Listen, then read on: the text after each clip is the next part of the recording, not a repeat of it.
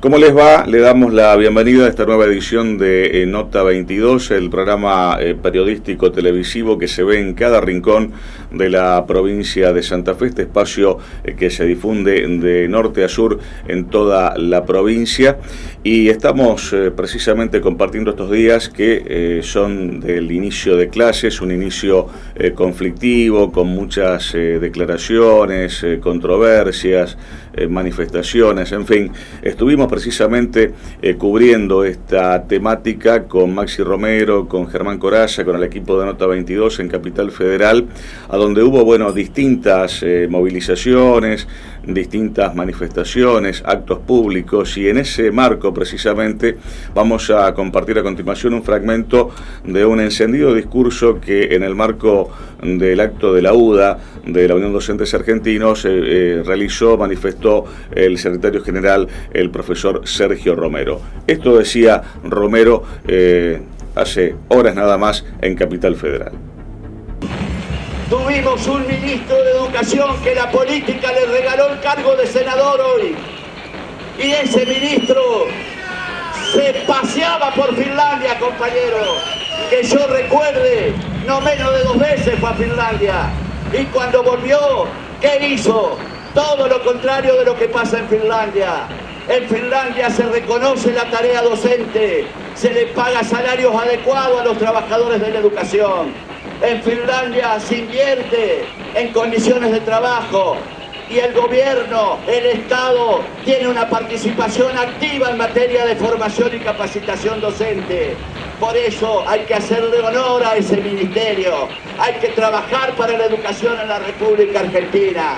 Lo peor que puede pasar en una persona, en una gestión de gobierno, es vivir de la contradicción. Año 2016, este mismo gobierno reconoce la paritaria nacional docente, la convoca e inicia su ciclo lectivo ese año casi con regularidad y con normalidad. 2017, la misma gestión dice que no hay más paritaria nacional y tiene conflicto docente. 2018 no la convoca y la hiere de muerte con el decreto 52 del 2018, sujetando el salario docente de los trabajadores a un 20% por arriba del salario mínimo vital y móvil. Pero ¿quién le hizo creer a este gobierno que nosotros vamos a estar sujetos a un salario que no negociamos, compañeros? Los gremios docentes no participan del salario mínimo vital y móvil. Queremos tener nuestra propia paritaria, queremos ser signatarios de nuestro salario. Devuélvanos ese ámbito de derecho humano que tenemos los docentes, de negociar con nuestro empleador. Hablábamos de las condiciones de trabajo. La educación no es la ciudad autónoma. La educación también es Formosa. La educación también es Chaco. La educación también es Salta. La educación también es Misiones. Entonces yo le pido a los gobernadores, que en general son alcahuetes del gobierno nacional y someten a los docentes a salarios de pobreza, ¿cómo pueden estar cobrando, arreglando, firmando, acordando con algunos gremios que ya no defienden más a los docentes salarios a la baja? ¿Cómo pueden estar ignorando la realidad del colectivo docente? Hay gobernadores que han firmado con algunos gremios alcahuetes también del poder de turno, han firmado el 15% sin cláusula gatillo, sometiendo a los trabajadores a salarios de pobreza. Esto es lo que hay que revertir. Cuando el propio INDEC indica que para no ser pobre no se pueden tener menos de 17.000 pesos.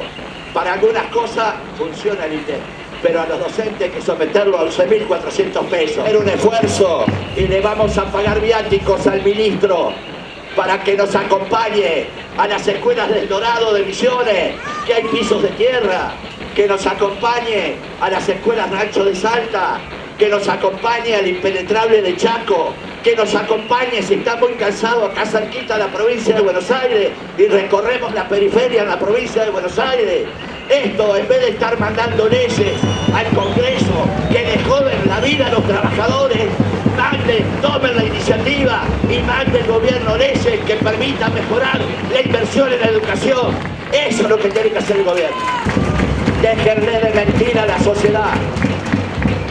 Déjenle de engañarla a la sociedad. Porque dicen que no tienen escuelas. Porque dice que no tienen que pagar salarios. Entonces me pregunto, si no pagan salarios, si no tienen escuela, ¿pero para qué nombran ministro de Educación de la Nación? También me pregunto, ¿no han leído la Constitución Nacional? ¿No han leído la Ley de Educación Nacional? ¿No han leído la Ley de Financiamiento Educativo? La mayor responsabilidad para garantizar el servicio educativo en el país lo tiene el Estado Nacional. Así que no se laven las manos, compañeros. Pónganse al frente de la educación. Levántense, dejen de dormir la siesta, generen un programa educativo, convoquen a las organizaciones sindicales, déjense de jugar con la educación, compañeros. Pero le queremos hacer una advertencia a este Ministerio de Educación. Está prácticamente instalado, se ha masificado de que van por el Fondo Nacional de Incentivo Docente, que en el 2019 no se pagaría ese fondo. Ojo, ojo, ministro Finocchiaro, hablemos antes, charlemos antes, ojo con esa modificación que es una modificación de fondo, una modificación profunda en el salario de los trabajadores. Todos los trabajadores del país, hay casi 1.200.000 docentes que cobran el Fondo Nacional de Incentivo Docente. Ojo, si necesitan caja, vayan por otro lado, no le toquen más los bolsillos a los trabajadores, ministro. Y yo como última reflexión, quiero decirle al ministro y a través de él a todo el gabinete, hay que fortalecer la escuela pública de gestión estatal. Ahí van los hijos de los trabajadores, ahí estudian y se capacitan y se incorporan al mundo del trabajo los hijos de los trabajadores. El sistema público de gestión estatal en la República Argentina representa el 75% del sistema educativo nacional. Ahí hay que hacer el esfuerzo, ahí hay que mejorar salario, ahí hay que mejorar infraestructura y ahí hay que capacitar. Ministro, si se levanta de la siesta, podemos hacer todo esto. Gracias, compañeros. Y esta era parte del discurso del profesor Sergio Romero este lunes pasado en Capital Federal en el marco del acto organizado por la UDA, la Unión Docentes Argentinos. Vamos a ir a la pausa en nuestro programa de esta semana. Al regreso, mano a mano, Maxi Romero y el doctor Eduardo Hauchen hablando sobre la reforma del Código Procesal Penal aquí en la provincia de Santa Fe relacionado con la ley número 13.746. Van a hablar sobre allanamientos y algunos otros temas que tienen que ver con lo jurídico, tema realmente interesante, todo eso tras esta primera pausa.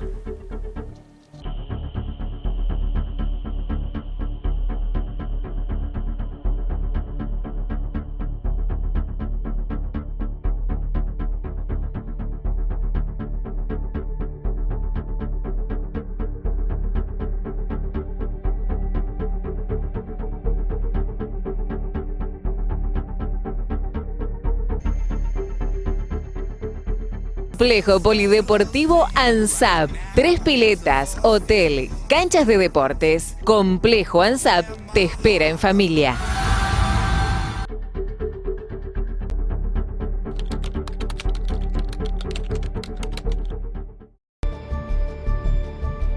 Nota22.com.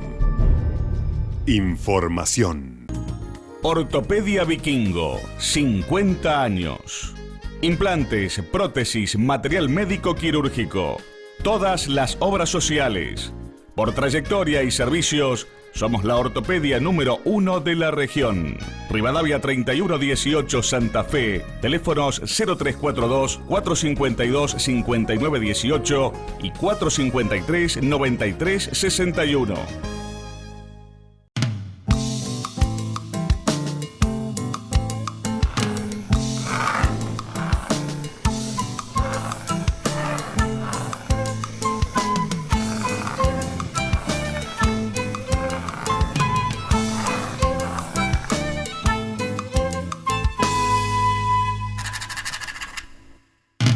UDA, al servicio del trabajador docente y en defensa de la educación pública.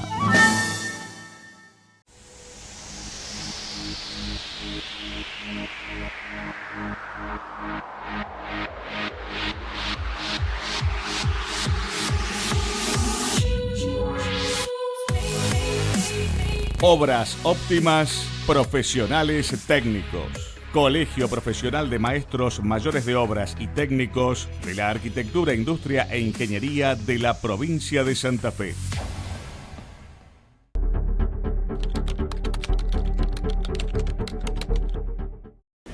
Bien, decía Gustavo Piedrabuena en la presentación del programa que íbamos a hablar con el doctor Eduardo Hauchen.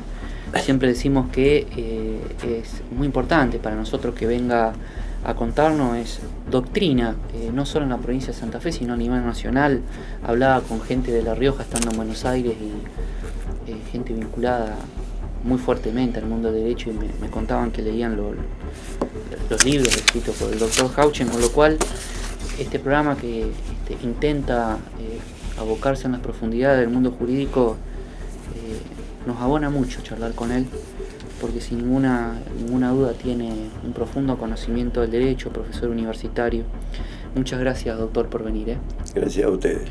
En esta oportunidad teníamos interés de actualizar un tema muy importante, doctor, que tiene que ver con la reforma última del Código Procesal Penal, que entró en vigencia en estos días, en febrero en realidad, que es la ley 13.746, donde toca algunos temas, por lo menos de la lectura, le diría casi lega, sensibles, como por ejemplo el allanamiento. Hay algunas cuestiones que son interesantes preguntarle a usted, que conoce tan profundamente el derecho penal, ¿no? Sí.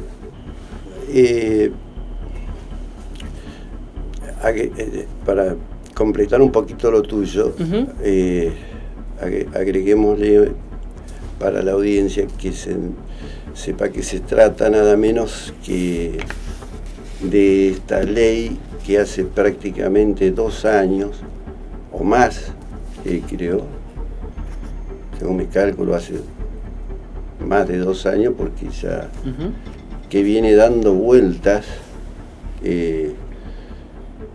Nace en el Ejecutivo, fue a diputado, de diputado lo mandan a senadores, de senadores volvió a diputado con reforma, ida, vuelta, reforma.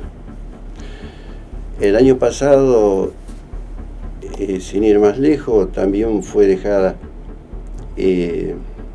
adelantémosle para que se sepa, la ley 13.746, como sí, acaba de decir vos, que fue sancionada, sí, sancionada nada menos que el último día, en la última sesión. Tanto es así que recién, precisamente por ser la última sesión del 2017, el Ejecutivo refrenda el 5 de febrero, como recién estábamos viendo, todo el máximo. Y por eso que esto es un tema interesante y muy importante para la provincia, porque es una ley que reforma nada menos que el Código Procesal Penal. Sí, básicamente, para que la gente entienda, es la manera que se enjuician las personas o se claro, maneja en un tribunal un proceso penal. En términos sencillos, alguien tiene un problema penal, es esta la norma que le cae por la cabeza, digamos. Entonces es muy bueno poder aclarar distintas cuestiones. Claro, cuando decís le cae por la cabeza, aclaremos también a la gente que no se está refiriendo. No, está bien en criollo, como sí, como yo lo por decís. ahí uso términos vulgares porque es lo que la gente mejor me entiende y yo me sé expresar. No, está bien, cuando uno incurre en un delito, posiblemente, porque la justicia lo dirá, es como que uno siente que le cae la ley por la cabeza. Sí. Le añado también que lo que cae por la cabeza no es, en este caso, la pena. Eso está previsto en el Código Penal. De paso, aprovechamos también para la teleaudiencia, que eso, lo que son delitos, qué es delito, qué conducta es delito, y qué pena le cabe, constitucionalmente eso se debe legislar únicamente por el Congreso de la Nación. Esto cae por la cabeza, como dice, pero es el procedimiento, o sea, la forma de enjuiciar a la persona, podríamos decir. Exactamente. Como reforma, expliquemos que, bueno, en primer lugar, aclaremos que no es una reforma completa como del sistema, ni mucho menos, ni en su estructura medular, como ha sido concebido, al nuevo sistema que ya tenemos prácticamente, pasamos cumplidos los 4 años, sino que son ese tipo de reformas parciales, como le llamamos, que refieren a determinadas normas aisladas, donde se hacen ajustes que considera el legislador conveniente. Conveniente, aclaro, al legislador o al gobernador de turno. Está bueno lo que está diciendo. Claro, ahora, al legislador. ¿Y por qué está queriendo decir eso? ¿Qué pasó? ¿Qué encontró? Bueno, porque, como digo, que le considera conveniente al legislador o al ejecutivo de turno o a los gobernantes de turno. Eso no significa que no sea inconveniente o merezca críticas por otro lado. Académicas, por ejemplo. Es que de los abogados de la matrícula, así lo entiende. Es que sí, llamarle así si quieres, Máximo, pero lo que pasa es que lo académico no está disociado ni divorciado de lo que es la realidad ni de lo que debe ser. Claro. Es decir, el halago que tú me haces al decir, bueno, que soy un académico, yo creo que me haría mejor halago al decir que soy un abogado que ejerzo la profesión muy activamente desde que me recibí. Yo le voy a contar algo. Una vez veía, es muy importante lo que usted está planteando, antes de profundizar en esto, y usted seguramente me va a corregir por su conocimiento. Una vez veía un video de Roxin, un doctrinario alemán, y él decía que se había abocado, y el Estado le pagaba, porque se había abocado al estudio del derecho penal, de la ciencia penal, y escribía libros y el Estado le pagaba por eso. Estaba muy puesto en valor, o está puesto en valor en este país, según lo que vi en ese video de Roxin, ser un investigador del derecho, escribir libros, y es como puesto en un lugar eminente a partir de eso. Y a mí siempre me quedó grabado eso, y a veces me da la sensación que acá en nuestro país no terminamos de valorar a aquellos que entienden el derecho, porque no es fácil escribir. Tenés que tener mucho camino andado, mucho ejercicio profesional tal vez en nuestro país por sus particularidades. No es fácil, me parece a mí, visto de un costado, ¿no? Sí. Bueno, el ejemplo que vos das de Klaus Roxin, yo no, conozco, en Alemania es todo así.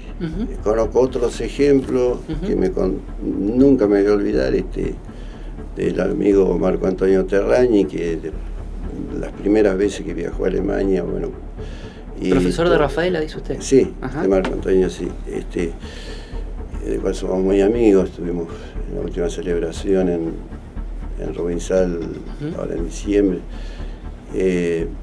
Bueno, a él le gusta mucho de los autores alemanes, tiene una admiración especial. Y hace muchísimos años que empezó a viajar a Alemania, después hizo cursos, después ya quedaba tiempo y todo. La primera vez que fue, pidió hablar con Maurach, creo que era, de la universidad. Y resulta que, un profesor titular, así como soy yo, y era en Derecho Procesal Penal acá, y él es en Derecho Penal acá. Dice, mira, cuando me recibieron, el profesor tenía una sala, o sea, tenía un escritorio en en la facultad, una sala de espera con varias secretarias, qué sé yo, y vivían prácticamente con todo así, es decir... Es hasta más valorado que el juez eventualmente. Por momentos está más valorado, es lo que yo entiendo, ¿no? Sí, es hasta más valorado que el juez. No, por supuesto, porque a ver, son precisamente, por eso están excesivamente muy bien pagos, porque están prácticamente dedicados exclusivamente a la facultad, no tienen más tiempo, por eso están también muy bien pagos. Y la valoración que vos haces, desde luego que es así, porque todo profesor universitario allá, no solamente de Derecho, sino también no solamente en Alemania, claro, sí, en Francia, en Inglaterra, ni hablar, por supuesto. Prácticamente están todos dedicados a full a esto, y bueno, no solamente tienen mucha más importancia que, como tú dices, algunos funcionarios u otros, sino que son precisamente los asesores del Estado, y que no tienen, y que cuyos cargos han sido adquiridos siempre por concurso y todo, o sea que no tienen partidismo ni nada. Cada vez que el Estado necesita asesoramiento de algo, cualquiera sea el gobierno que fuere, cualquiera sea el funcionario, hasta el presidente, el primer ministro, quien sea, buen asesoramiento le pide a la facultad lo deriva a la cátedra que sea pertinente. Ahora, Doc, ¿no le da la sensación como que el argentino ha superado un poco eso, poniéndolo en valor nosotros? Porque usted se dedica a la investigación, es docente universitario, pero también ejerce la profesión. O sea, que está haciendo todo a la vez. No es como allá que por ahí no van a tribunales, por lo que estamos hablando, ¿no?, a ejercer. O sea, que acá en Argentina hay personas como usted y otros tanto que se dedican no solo a la parte de investigación, sino también al ejercicio profesional concomitantemente, digamos. Bueno, tu pregunta es obvia y es muy buena. Lo que pasa es que ahí me vas a tener que dar unos minutitos para que te responda. De todas maneras voy a ser muy concreto porque esto da para mucho, pero sí, totalmente. Ya al tema ya ingresamos desde hace unos minutos. Ahora, yo tengo mi opinión, por eso, ¿por qué empezó todo esto? Porque yo te dije, a mí me halagaría más, desde el lado de mi vocación. Si bien soy docente, gané por concurso, soy profesor titular, tengo muchos libros escritos, mi vocación está en el ejercicio activo de la profesión, que fue permanente y continuado desde el día que me recibí hasta el día de hoy. Eso me creó la convicción de que precisamente lo que pude escribir, bueno, hay que dividirse el tiempo y hay que tener tiempo, ¿no? De todas maneras no me he privado de disfrutar toda la vida de todas las otras cosas. Claro. En todo caso he sabido dividir los tiempos, pero lo que sí, esto es muy importante, en todo caso una experiencia personal, pero no solo una experiencia personal, sino un concepto del cual estoy absolutamente, tengo la convicción de lo que voy a decir muy profundamente, porque esto incluso es muy importante.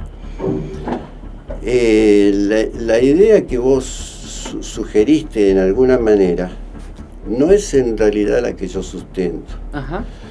En realidad, el derecho, como cualquier otra ciencia, se aprende,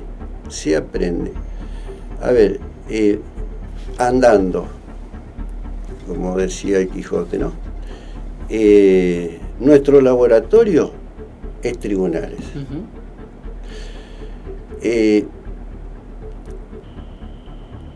El jurista del estilo de los que hablábamos recién, si bien pueden parecer a la luz de mucha gente muy loable, gente muy a ver, el gran estudioso que se dedica exclusivamente a leer y a estudiar y a escribir y a la docencia, por supuesto, pero está haciendo, en definitiva, todas las ciencias, todas.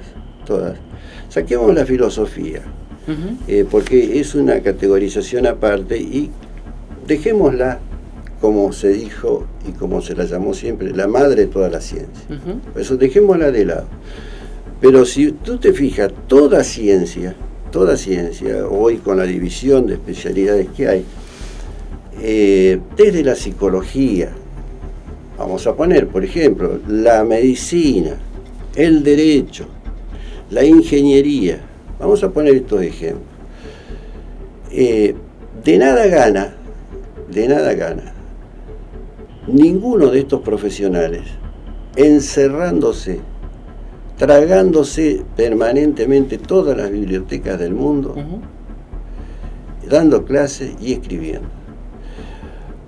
Porque todas las ciencias tienen que ver con la praxis, tienen que ver con la realidad. Es decir, la ciencia de la psicología tiene que ver con realidades humanas, y tienen que ser útiles a esa realidad humana, tienen que ver con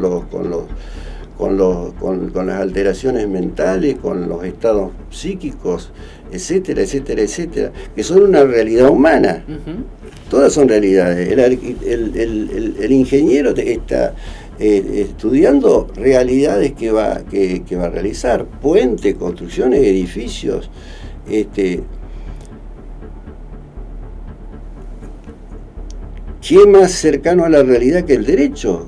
Que regula conductas humanas, nada más que basta el derecho civil, como decíamos siempre, desde la concepción hasta después de la muerte de la persona.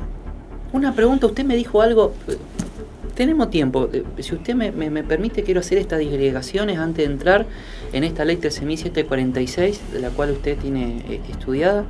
¿Se puede modificar el Código Penal en relación al aborto? Usted dijo desde la concepción en el Código Civil. ¿Se puede dar ese debate en el Congreso o el Pacto de San José-Costa Rica no lo permite porque habla de la concepción? El Pacto de San José-Costa Rica, digamos, está incorporado a nuestra Constitución con esa jerarquía. ¿Se puede dar el debate del aborto técnicamente o es una discusión política más que en lo jurídico es difícil de solucionar? ¿Qué piensa usted de eso? Hablo de, no sé si usted está a favor o en contra, hablo de la discusión. ¿Se puede dar técnicamente? ¿Es factible legislar sobre eso en la legislación argentina? En nuestro Congreso. Sí. Esa es tu pregunta. Bueno, mira, vos sabés que yo trato siempre de hablar de algo que tengo alguna idea, una convicción como es la que te estaba comentando. Tu pregunta es muy interesante, por supuesto, es muy interesante, pero no he meditado sobre el tema, ni lo he... Te puedo dar una opinión, sí. Pero... Sí, lo sorprendo con esto, pero en realidad me llama la atención porque como está instalado el tema, y yo en la universidad estudié que el Pacto de San José de Costa Rica decía que la vida era de la concepción, lo incorporamos a la Constitución. Entonces, yo no hablo de estar a favor o en contra, porque a mí me encanta que se den debates en torno a las cuestiones jurídicas, como tal vez estamos dando esta charla. Ahora, la cuestión técnica, como está en nuestra Constitución, es la duda que yo tengo. Digamos, se puede ir más allá porque hay dos excepciones en el Código Penal, ¿no? Con respecto al aborto. Ahora, ¿se puede ampliar esa cuestión de las excepciones? Eso, la verdad, no lo conozco. La verdad, no. Es una discusión bastante... Sí, hay varias opiniones, y como te digo, no quisiera darte una respuesta sobre un cerrada, tema que si bien lo conozco, claro. No he meditado en profundidad, y menos en consecuencia he tomado posición, ni tengo la convicción de como para poder darle a la ¿Evalúa que a la nuestra sociedad está audiencia. preparado para, o sea, la sociedad en general argentina está preparada para avanzar en su estructura, en sus nosocomios, está preparada para avanzar en un debate de esa naturaleza, de su experiencia? Ya no le hablo tampoco si está a favor o en contra, porque usted dice tiene que meditarlo el tema. Nuestro país está preparado para un debate de eso, de su punto de vista, de su análisis, de hablar con los alumnos, de conocimiento de la sociedad. ¿Cómo lo ve a eso? Mira, eso sí te voy a responder, porque ese es un cuestionamiento muy recurrente que se hace de esa forma. Claro. Nosotros, los que estamos en el ámbito del derecho penal, no solamente en el ejercicio de la profesión, sino en la docencia y en la parte de legislación, en la parte de estudio y qué sé yo, lo hemos padecido precisamente con esto, con la reforma al sistema. Esta reforma, la 13, yo esta del nuevo código. Sí, el nuevo sistema que tenemos hace 4 años, yo la vengo luchando desde que era alumno. Desde que era alumno. Luego me acuerdo que tuve la afortunada oportunidad de hacerme enseguida muy amigo de quien para mí en ese momento, y lo fue siempre por supuesto, admiraba mucho, el doctor Jorge Vázquez Rossi, que al final nos hicimos amigos y enseguida me llevó a la cátedra de él en la Católica, y ahí empecé la docencia, que estuve unos años, después renuncié y me fui a la... Pero resulta que Jorge Vázquez Rossi, por supuesto, de avanzada, también ya tenía la misma idea o sea que hace 40 años que venimos luchando por esto, y después con un grupito de Rosario, pero obviamente lleva tiempo. Entonces, ¿cuál era siempre la respuesta? Esa respuesta esa pregunta como vos la planteás así, surge siempre desde muchos costados, generalmente la oposición. A los hechos que se quieren hacer. A la reforma que se quiere hacer. Nosotros la sufrimos así, con esas palabras que vos acabás de decir textualmente. Clarísima la Las respuesta. mismas palabras se dicen, por ejemplo... Es muy inteligente la respuesta que da el doctor Fernández. La misma palabra se decía, por ejemplo, con respecto al tema siempre se dice, por ejemplo, con relación al tema del divorcio. Siempre con las mismas palabras se dijo el tema de la... es como cuestionar nuestra madurez para abordar los temas, digamos, de alguna manera. Claro, exactamente. Es decir, la oposición siempre dice, pero no, el juicio por jurado. Exactamente. El juicio por jurado es otra cosa que venimos bregando desde hace 30, 40 años, quienes estamos en la materia. Y en aquella época, cuando nadie decía nada, ni se sabía nada, ¿cuál era la voz? La voz de la oposición, o de la mediocridad, o de la quietud, de no querer mover las cosas, renovar, modernizar. Es decir, nuestra sociedad no está preparada para esos debates todavía. Está clarísima la respuesta. No está preparada para eso.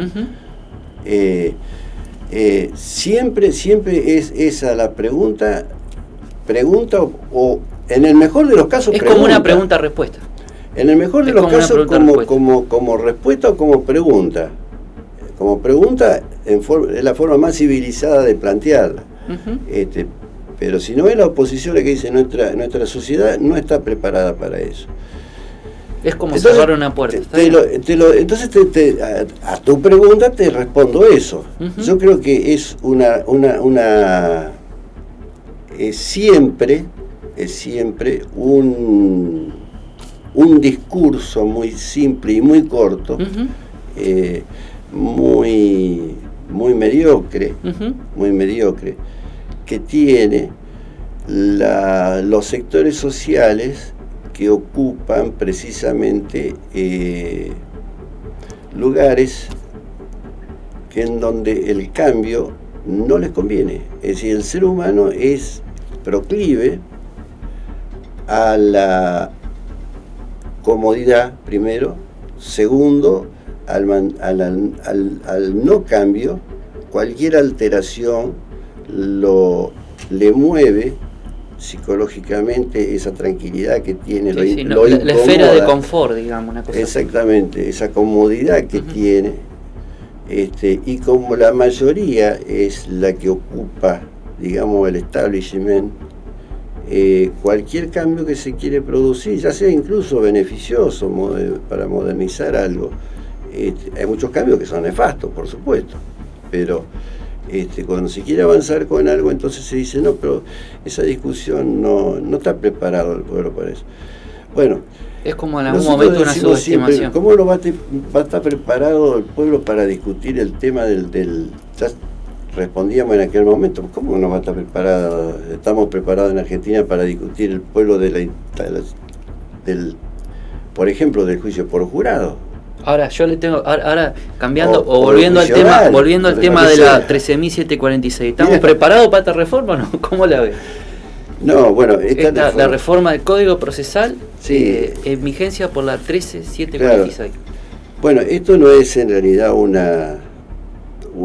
no es una reforma nada que ver con la naturaleza de las cosas que estamos hablando que tienen que ver con reformas sobre bienes y situaciones institucionales de alto nivel y con una repercusión y una gran profundidad.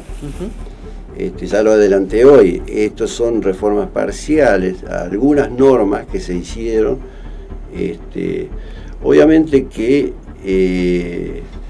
como el propio gobierno ya se adelantó de decirlo expresamente por los medios, no tuvieron ningún reparo en decirlo, oficialmente, ya desde hace mucho tiempo, como dije, que viene, tanto como el tiempo que viene dando vuelta la ley, es ajustar, tratar de ajustar ¿qué? Es decir, ser un poco más severo con relación a, obviamente con relación a la parte acusada, y otorgarle mayores derechos a la víctima. Ese fue siempre el discurso, no tuvieron reparo en decirlo. Bueno, quienes conocemos la ley sabíamos que o sabemos siempre que el tema de la solución de la seguridad, puede haber sí errores en toda ley, y la hay, de hecho que los hay, de hecho que también gran parte de las normas que se reformaron son reformas loables, que vienen a cubrir algunos pequeños vacíos o aclaraciones que hacían falta, que no viene al caso en estos supuestos ponerlos de manifiesto porque son cuestiones técnicas que a la gente no le va a interesar. Lo que sí que hay, lo importante es en todo caso acá poner de resalto aquellas cosas que por lo menos desde mi punto de vista resultan criticables. Por ejemplo, el tema del allanamiento, ya para comenzar un poquito así, dándole ejemplos a la gente, se ha reformado del artículo 169, se agrega, por ejemplo, que si la diligencia de allanamiento, dice, fuere practicada por la policía será aplicable en lo pertinente el artículo 268, inciso 6, que habla de, refiere a un tipo de práctica sobre los testigos que tienen que estar presentes en el acto, etcétera, etcétera. Y continúa diciendo, y la diligencia, el allanamiento, deberá ser filmada desde el inicio del procedimiento. ¿Te gusta? Filmada. Sí, desde el inicio del procedimiento. ¿Te gusta? ¿Usted qué piensa? No, respóndeme. Vos no la conocías. ¿Te gusta ahí? ¿Te parece bien? Y que se firme el procedimiento pareciera una garantía, ¿o no? Perfecto. Sí, por supuesto. Muy bien. Lógico. Y que se firme todo. Claro. Todo me refiero, como dice acá. No como le pasó a Pérez Volpin, que desapareció la endoscopía, digamos. Que se filme y quede la grabación. No que uno haga que filme y después desaparezca, ¿no? Sí, pero todo me como dice acá, obvio, desde el inicio hasta el final, ¿qué significa? Bueno, ¿qué mayor garantía? Es muy bueno. ¿Así? Bueno, pues ahora sigo. A ver, ¿qué te parece? Punto y seguido. Sí. Punto y seguido. Mismo párrafo. Mismo párrafo. El tribunal podrá, de manera fundada, eximir el cumplimiento del recaudo de la afirmación. Qué raro suena eso. Bueno, es decir... suena raro, pero ¿por qué me suena raro? No, porque claro, es decir, acá es donde está la hipocresía de la... Esto es una hipocresía, esto es una demagogia. Se pretende se coloca algo... Esto es cuando, me acuerdo, decía mi abuela, estás borrando con el codo lo que escribiste con la mano. En el mismo párrafo y a renglón seguido. Sí, ya la norma anterior, cuando habla de la presencia de los testigos necesarios, dice, bueno, se recurrirá entonces a la persona, si no hay alguien, se recurrirá a un funcionario, o a tratar de localizar a alguien. Y en definitiva va previendo, hasta que dice, bueno, si no hay nadie que se deje constancia. Pero está muy criticada por mí en uno de mis libros. Ahora agregan la filmación. Pero al agregar, obviamente que está perfecto. Pero yo lo entiendo como una posibilidad de filmar. Pasa a ser, el tribunal, pero de manera fundada, está bien que dice fundada. O sea que le exige que el tribunal dé fundamento. Desafortunadamente, más allá del mandato de la norma que le exige al tribunal que dé fundamentos, para empezar está mal la terminología, porque en todo caso no se trata acá del tribunal, sino que el allanamiento por lo general se realiza en la etapa de investigación y el que se expide es el juez de la investigación penal preparatoria, tendría que decir el juez. Está bien que puede ser un allanamiento que se realice durante la etapa del juicio, que lo pida una de las partes, se interrumpa la audiencia y se realice un allanamiento, podrá ser el tribunal, pero hay muchos errores en terminología que marcan además, me dan la pauta, de que la reforma fue dirigida y hecha por manos que no solamente no tienen técnica jurídica, sino un poco de inclinación hacia, como se pretendió hacer, un poco ya no asegurar más la garantía de la víctima y un poco de mayor ajuste hacia los derechos del imputado, sino desafortunadamente un sesgo demasiado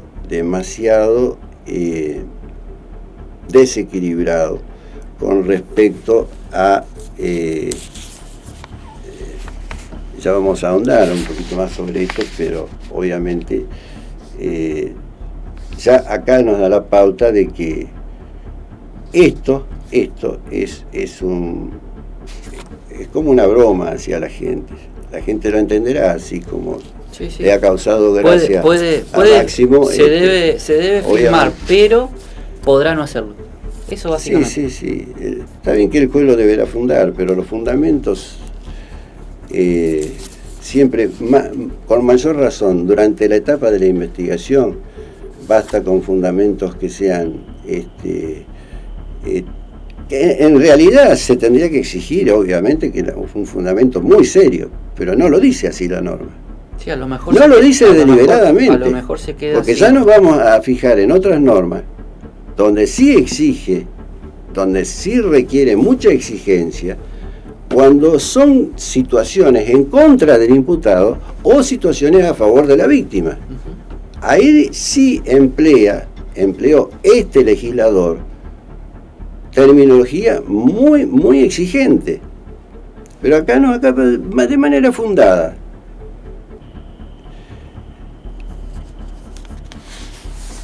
Por experiencia en la práctica, ¿qué significa esto? Jamás se va a realizar una afirmación. Siempre va a haber una resolución con fundamentos muy pobres, en donde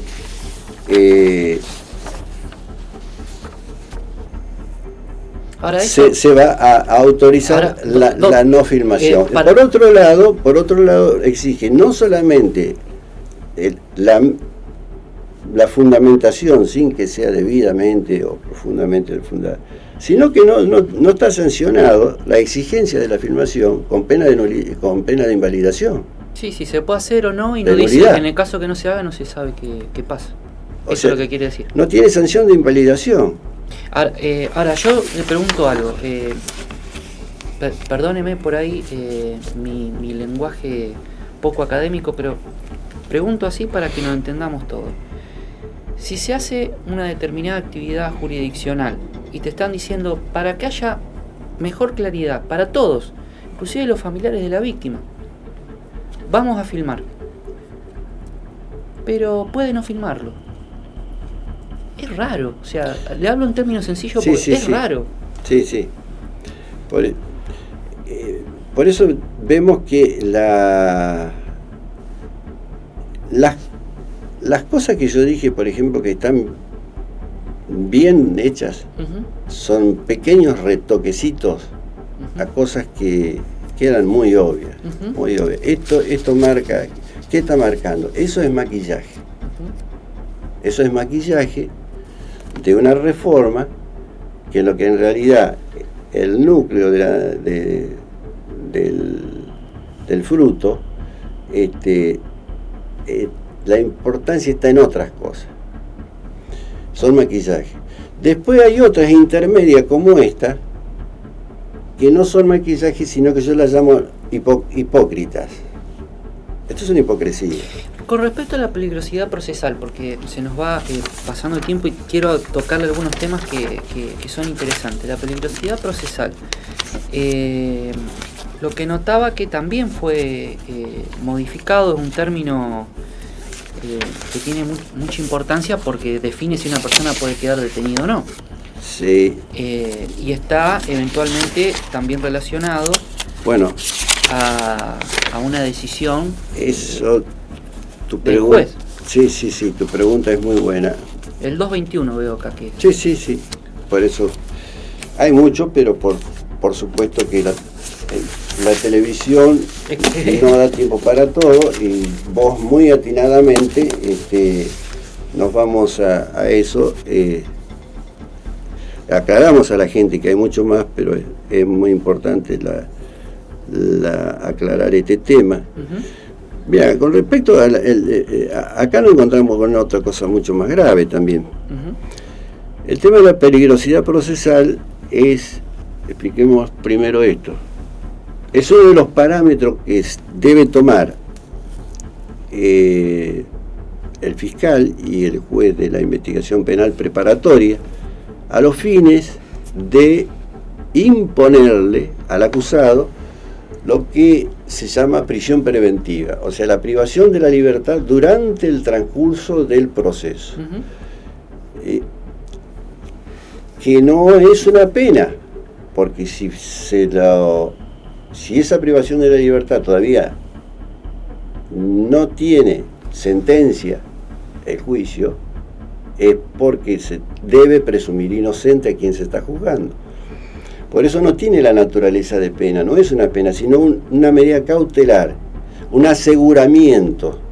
Cuando existe, como toda medida cautelar, es para cautelar, para asegurar, quiere decir. Lo mismo que un embargo, para que el deudor no se lleve el auto y el acreedor se quede sin cobrar después.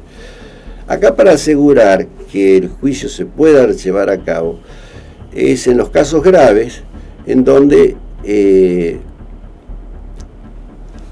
hay dos cuestiones, dos extremos que son los fundamentales a tener en cuenta. Primero, que exista peligrosidad procesal, le llamamos así.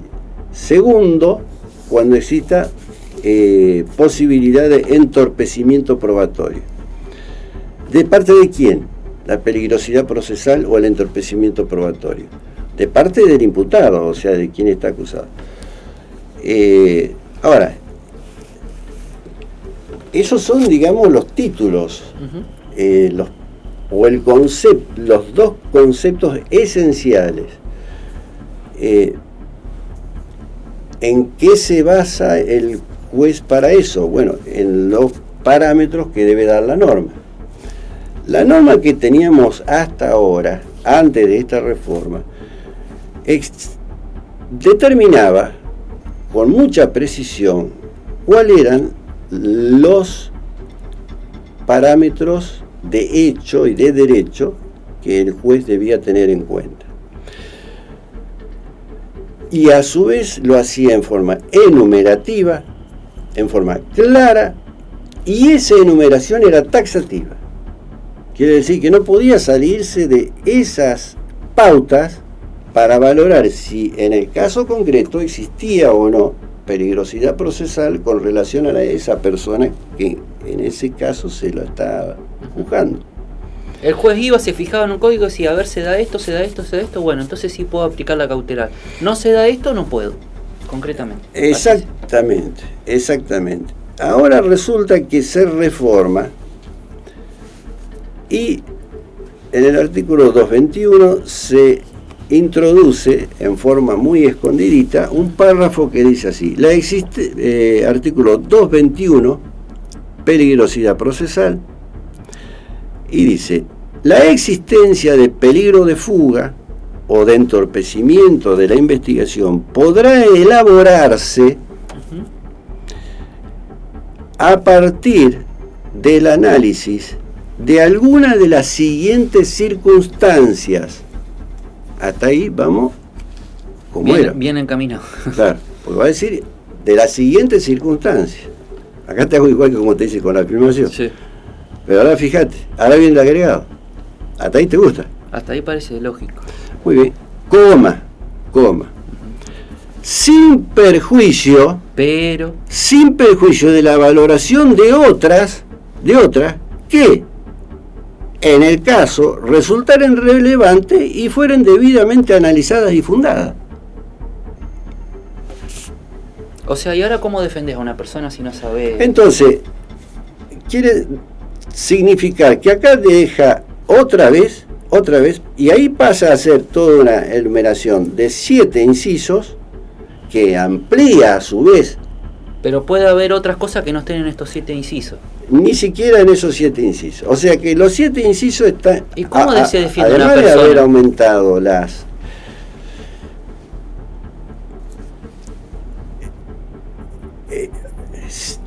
a ver. ¿Sabe por qué le pregunto? Porque acá hay una oscuridad.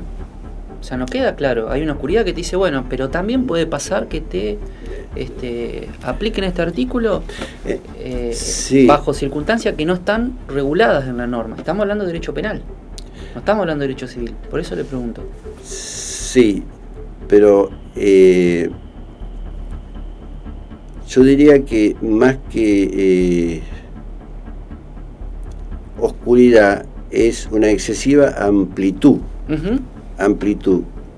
que como ley procesal dentro de los modernos sistemas es un regreso a los antiguos sistemas, y además nefasto, porque es otra hipocresía más.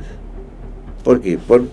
Porque después cita incisos, además de ampliar las situaciones que ya estaban, o sea, aquellas en contra. Busca endurecer, en términos sencillos, busca endurecer, sí, hacer más fácil la detención. Exactamente.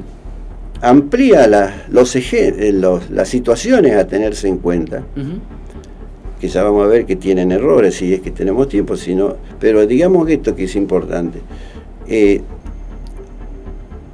Pero además de ampliar, y con cosas que son absolutamente hasta inconstitucionales, el tema está que en definitiva, ya en la redacción del primer párrafo, transforma a la norma en una enumeración no taxativa como lo era, sino que al ser todo esto, pasa a ser todo esto meramente ejemplificativo.